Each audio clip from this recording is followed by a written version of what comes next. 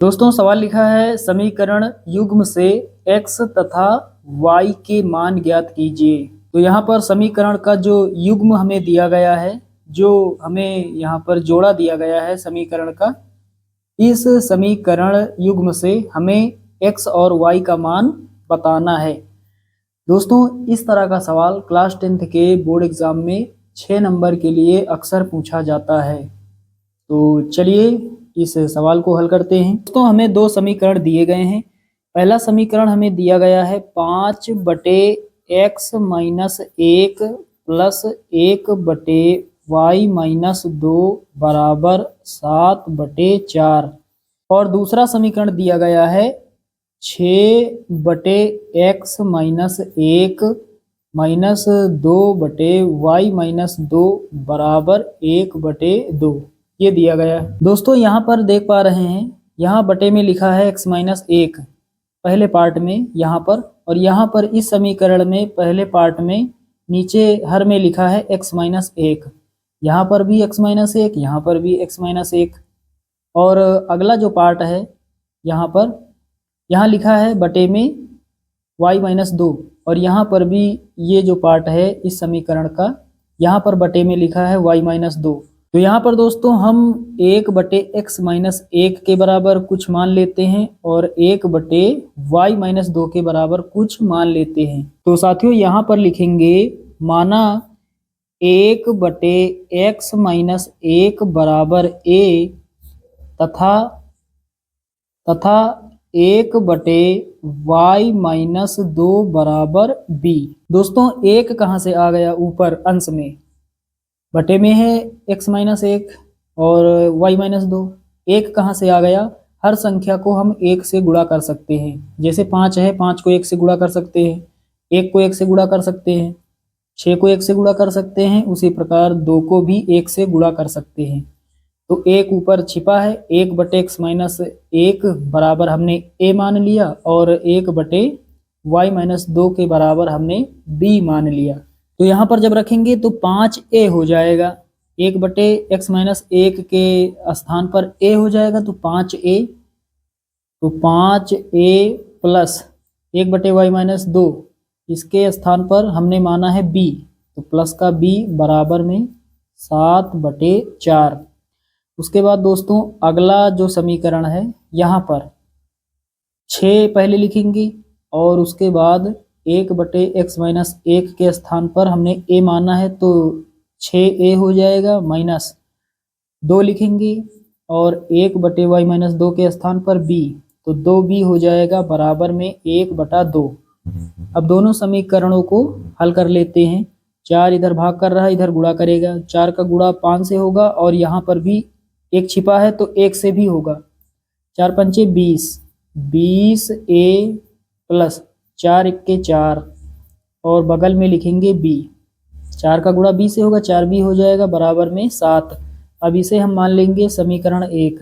यहाँ पर सेम उसी प्रकार 2 इधर भाग कर रहा है, इधर गुणा करेगा, 2 का गुणा 6 से और 2 से होगा तो 2 छके 12a, 12a माइनस 2 दूना 4, 4b बराबर में कितना 1। इसे दोस्तों हम मान लेंगे समीकरण 2।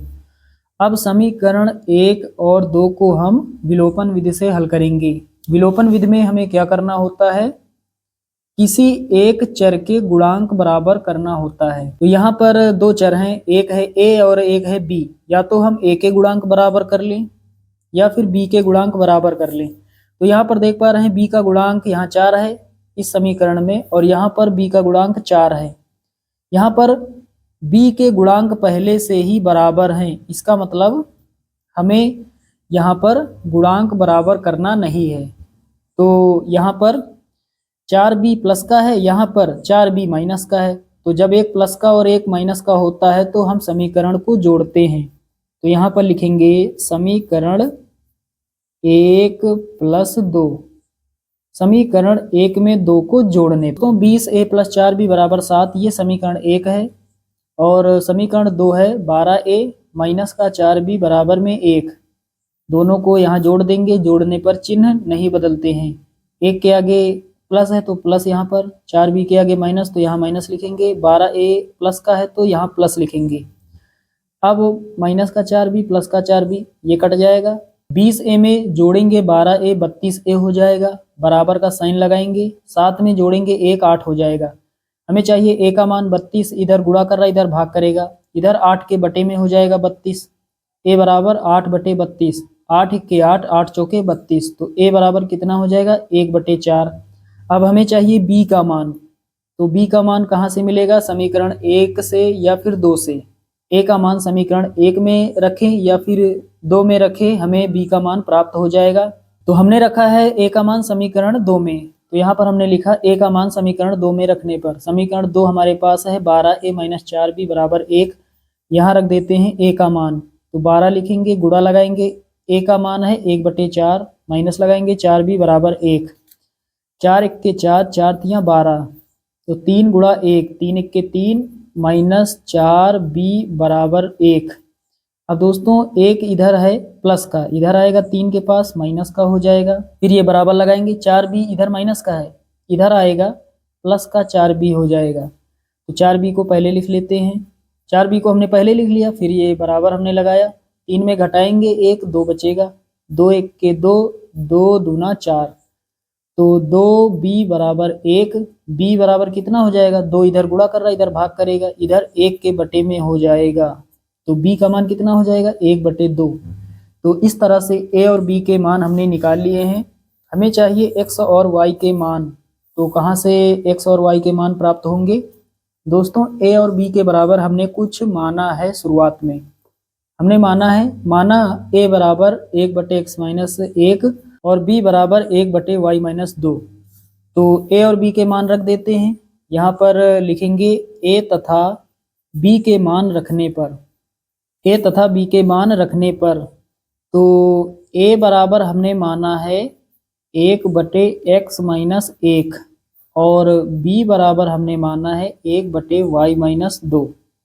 तो यहाँ पर a और b के मान रखेंगे, a का मान हमें प्राप्त हुआ है 1 बटे 4 बराबर में 1 बटे x माइनस 1, अंश अंश के बराबर है तो हर हर के बराबर होगा, तो 4 बराबर होगा x माइनस 1 के।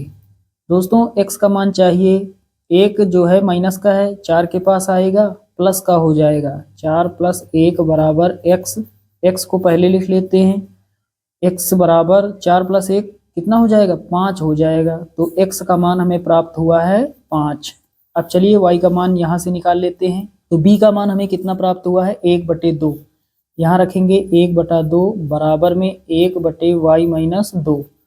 अब दोस्तों अंश अंश के बराबर है तो हर हर के बराबर होगा, 2 बराबर होगा y माइनस 2 के, माइनस का 2 है इधर आएगा प्लस का 2 हो जाएगा, बराबर में कितना y को पहले लिख लेते हैं, 2 में 2 जोड़ेंगे 4 होगा, तो y का मान कितना प्राप्त होगा 4।